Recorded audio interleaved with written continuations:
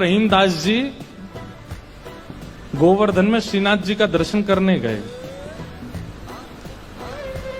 एक तो अल्हड़ वेश में रहते थे, ऊपर से इनके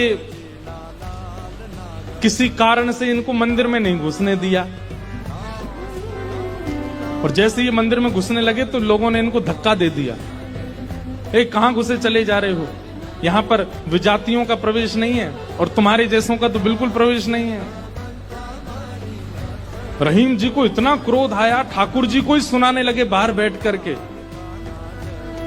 बोले आप कैसे परमात्मा हो, कैसे स्वामी हो, कैसे भगवान हो? इतनी दूर से मैं चल करके आया और आप मुझे दर्शन नहीं दे रहे हो, लोगों के द्वारा मुझे बाहर करवा रहे हो। इतने क्रोध में आ गए श्री रहीम जी। ठाकुर जी भीतर खड़े खड़े उनको पसीना आने लगा, बाहर खड़े खड़े रहीम जी गुस्सा कर रहे हैं। गुसाई जी भोग लेकर के गए, ठाकुर जी बोले हमको नहीं पाना। ठाकुर जी कुछ और बना के ले आऊं, ठाकुर जी बोले हमको वो भी नहीं पाना। गुसाई जी को लगा ठाकुर जी बहुत नाराज हैं, 56 भोग बनाओ। 56 भोग लेकर के गए, ठाकुर जी बोले बिल्कुल नहीं पाना, हमारा मन नहीं है। स्पष्ट ठाकुर जी बता भी नहीं रहे कि बात क्या है, लेकिन जो जो गुसाई जी प्रस्तुत कर रहे हैं सबके लिए मना करते जा रहे हैं, मुझे नहीं पाना। अंत में गुसाई जी ने कहा, बोले जय जय। अंत में गुसाई जी ने कहा, बोले जय जय। कोई अपराध बना हमसे? ठाकुर जी मुंह फुला के बैठे हैं, कुछ नहीं बोले। बोले मैं क्यों बताऊं? गुसाई जी समझ गए, बोले कि ओहो कोई अपराध ही बना है। तुरंत सबको बुलाया, बोले भैया आज किसी का अपमान किया, किसी का अपराध किया, कुछ हुआ था क्या दिन भर में? तब द्वारपालों ने बताया, बोले महाराज आज एक आया था, वो विजातीय था, उसके वस्त्र भी अच्छे नहीं थे, वो देखने में भी अजीब सा लगा, हमको लगा मंदिर में जाके उपद्रव करेगा, इसलिए हमने घुसने नहीं दिया, हमने उसको निकाल दिया। गुसाई जी समझ गए, बोले ओहो उसी के लिए ठाकुर जी ऐसे हो रहे हैं। वो निश्चित ही ठाकुर जी का कोई परम भक्त है, और उसको ठाकुर जी, वो ठाकुर जी का दर्शन करने नहीं आया था, ठाकुर जी ने उसको देखने के लिए बुलाया था। ठाकुर जी देखना चाहते थे और तुमने उसको यहां से बाहर कर दिया। अब एक काम करो, बोले क्या? सुंदर प्रसाद बनाओ, प्रसाद बना करके सिद्ध करके, वो यहीं कहीं बैठे होंगे, ज्यादा दूर गए नहीं होंगे, उनको लेके आओ। मंदिर में प्रसाद सिद्ध हो रहा था रहीम जी को प्रसन्न करने के लिए, लेकिन ठाकुर जी इतने व्याकुल हो गए, बोले अभी तो चूल्हा जलाएंगे, कढ़ाई धरेंगे, तब कुछ बनाएंगे, तब तक रहीम जी वृंदावन पहुंच जाएंगे। इतने में ठाकुर जी ने क्या किया, ठाकुर जी के सामने जो सोने की थाल में प्रसाद रखा था, ठाकुर जी ने वो थाल उठाया बड़ा सा और अपने कंधे पर रखा, खुद ही चले गए, स्वयं ही चले गए। यहां रहीम जी गोविंद कुंड पर बैठे थे, खूब गुस्सा हो रहे थे, ठाकुर जी को भली बुरी सुना रहे थे। लेकिन जैसे ही देखा गिरिराज पर्वत से उतरते हुए श्याम सुंदर आ रहे हैं, और झांकी कैसी है, कटिकाचनी पहनी है, मोरपुच्छ पहना है, जो स्वरूप ठाकुर जी का ऐसा रहता है, हाथ में वंशी लेकर के, और ठाकुर जी यहाँ कंधे पर विशाल थाल लेकर के ऐसे उसको संभालते हुए ठाकुर जी आ रहे हैं।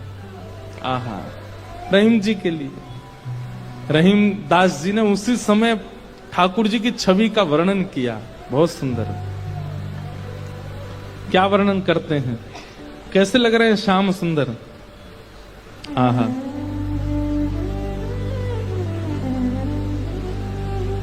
काछे काछिनी कलित मुरली कर, पीत पिछोरी साल की, बंक तिलक के सर को कीन्हो, दुति मानो विदुबाल की, ओ छवि आवन मोहन लाल की, छवि आवन मोहन लाल की, छवि आवन मोहन लाल की, छवि आवन मोहन लाल की, छवि आवन मोहन लाल। आहा, हाँ काछ काछ निकलित मुरली कर, पीत पिछोरी साल की, बंक तिलक के सर को कीन्हो, दुति मानो विदुबाल की। हो छवि आवन मोहन। अरे मोय कोई वेद ध्वनि ब्रज में सुनावे तो मेरे कान इतने रीझे ना आए, लेकिन कोई प्रेम आसक्त है करके मुंह को घोरी घोरी गारी सुनावे सो मैं तो वह के सामने प्रकट है जाऊं।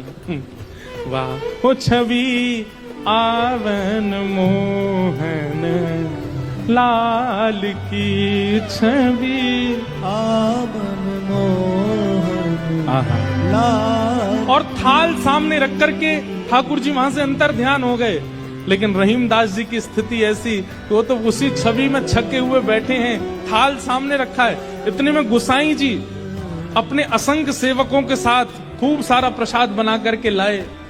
रहीम जी के पास जैसे ही पहुंचे तो देखें यहाँ तो पहले से ही थाल रखी, और ये वो थाल है जो श्री जी बाबा की है, श्रीनाथ जी की है। नेत्र बंद हैं। गुसाई जी बोले, रहीम जी ये थाल आपके पास आई कैसे? आहा।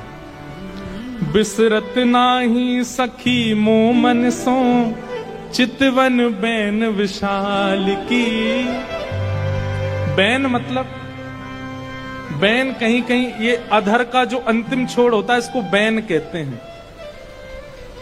ठाकुर जी के ये कैसे बोले, इतने मधुर हैं कि जब ये ठाकुर जी मुस्काते हैं ना तो वो जो अंतिम छोड़ है वो इतना प्रिय लगता है ठाकुर जी के मुखमंडल का कि वो मेरे नेत्रों से जा नहीं रहा है। विसरत नाही सखी मोमन सो, चितवन बैन विशाल की। नीकी हसन अधर सधरन छवि, छवि सुमन गुलाब की। ओ छवि आवन मोहन लाल की, छवि आवन मोहन लाल की। और जल सो डार दियो पुत्रिन पे डोलन मुक्ता माल की। जल सो डार दियो पुत्रिन पे डोलन मुक्ता माल।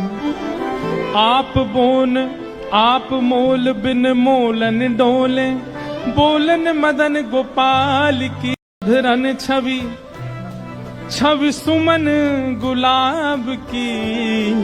ओ छवि आवन मोहन लाल की, छवि आवन मोहन लाल की। और जल सो डार दियो पुत्रिन पे डोलन मुक्ता माल की। जल सो डार दियो पुत्रिन पे डोलन मुक्ता माल।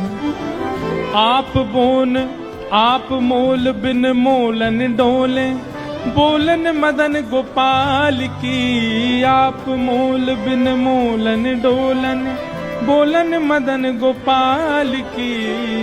हे छवि आवन मोहन लाल की, छवि आवन मोहन लाल की।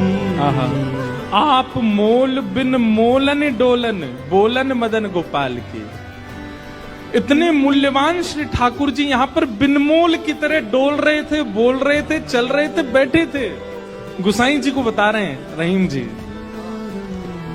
इतने मूल्यवान ठाकुर जी यहाँ पर बोल रहे थे, डोल रहे। देखो वो चरण चिन्ह दिख रहे हैं, यहाँ देखो, यहाँ से चंदन की सुगंधी आ रही, यहाँ बैठ गए थे आके और ऐसे मधुर स्वर बोल रहे थे कि अब मैं किसी और को सुनना नहीं चाहता उनके आगे।